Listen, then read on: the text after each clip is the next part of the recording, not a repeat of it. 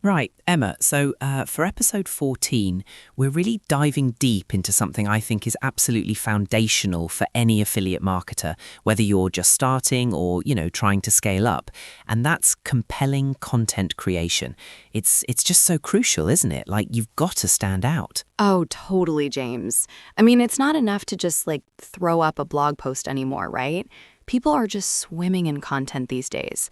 So, how do you even begin to make yours pop? What's the first thing you're thinking when you say compelling? Well, the thing is, Emma, it's not just about having a blog post, is it? It's about providing genuine value. And when I say value, I mean solving a problem or answering a question with real depth. You see, the modern consumer, they're savvy. They can sniff out a sales pitch a mile off. So your content, it has to be a helpful resource first and foremost. That's really where it all begins, I think. Before you even think about, what product you're promoting, it's about building that trust. So, it's less about pushing a product and more about being a trusted guide. That makes a lot of sense, actually. Precisely, Emma. A trusted guide. And the difference between just informing and actually converting often comes down to how you frame that solution. You see, people don't just want facts. They want to understand how those facts apply to their situation. So you've got to really paint a picture of the before and after, right? Like, here's your pain point. Here's how this solution, which I'm incidentally linking to, completely transforms that. So it's storytelling in a way, like showing them the journey. And are there any specific elements you'd always include to make it converty, beyond just being helpful? Absolutely. Storytelling is a huge part of it. And in terms of elements, I'd say first point, clear calls to action, naturally woven in, not just slapped at the end.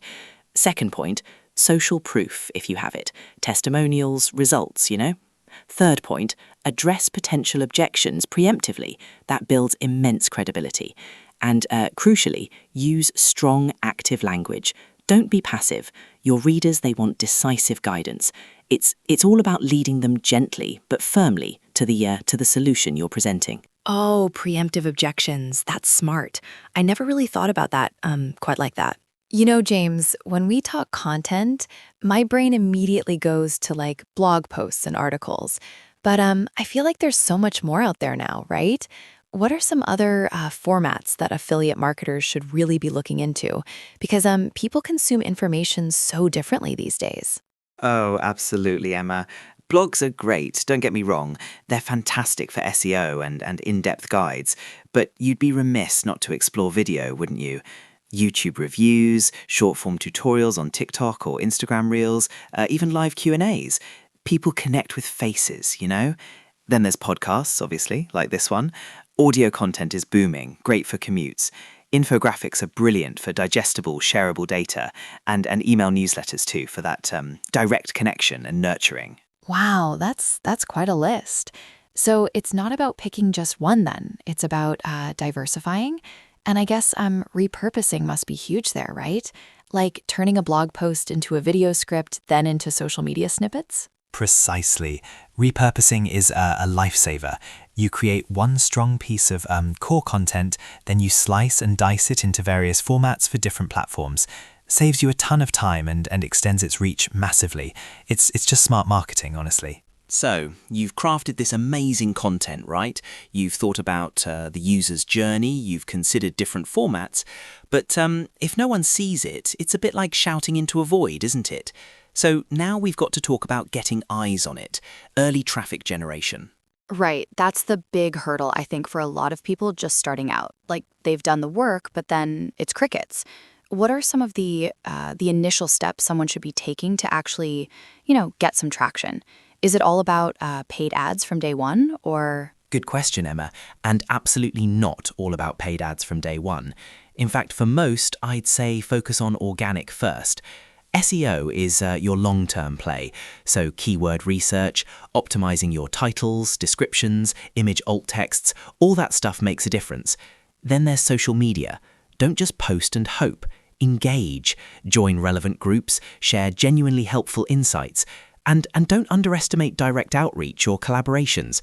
Like if you've written an amazing guide, maybe reach out to a complimentary blog and say, hey, thought your audience might find this useful. It's all about putting your content where your audience already is. So basically meet them where they're at then, and be useful, not just self-promotional. That seems like a good rule of thumb. Okay, so we're creating amazing content. We're getting it seen with smart organic strategies. But how does that translate into building a real connection with people? Because that's what turns a one-time visitor into a long-term audience, right? And eventually a customer. You've hit the nail on the head, Emma. It's all about that long-term relationship. And your content is your primary tool for building authority and community, you see. When people find your stuff genuinely helpful, they start to trust you. So encourage comments, respond thoughtfully to every single one. Ask questions within your content, foster discussion. This makes your audience feel heard, like they're part of something. And then you can leverage that. So active engagement, not just passive consumption. And does an email list play into that as well? I mean, you mentioned it earlier, but for community building? Oh, absolutely. An email list is your most valuable asset, truly. It's direct communication, no algorithm gatekeepers. So once you've got them on your site, engage with your content, offer them a compelling reason to sign up, a free guide, an exclusive tip, Then use that email list to continue providing value, build rapport, share more insights. It's how you cultivate that loyal following and transition from just traffic to a real community. So, Emma, we've talked about creating compelling content, getting it seen through smart traffic methods, and then building that invaluable community and authority. But ultimately, this is the daily affiliate playbook, right? So how does all this tie back to, the earnings part, the conversions? Yeah, that's the million-dollar question for most affiliate marketers, I think. You've done all this good work, you've built the trust, but then how do you actually encourage people to make that purchase without sounding overtly salesy after all that effort? Excellent point. It's a delicate balance, isn't it? The beauty of building that trust and authority through genuinely helpful content is that the conversion often feels much more natural. It's not a hard sell, it's a recommendation from someone they already trust. So when you weave in those affiliate links, it's seamless. We'll be diving much deeper into conversion optimization tactics in upcoming episodes. Things like offer placement, understanding buyer psychology, A/B testing. But for now, just remember, great content, well distributed, builds trust. And trust inherently leads to conversions. It's the bedrock, you see. So basically, all this content work is the foundation, and the money follows the value. Makes sense.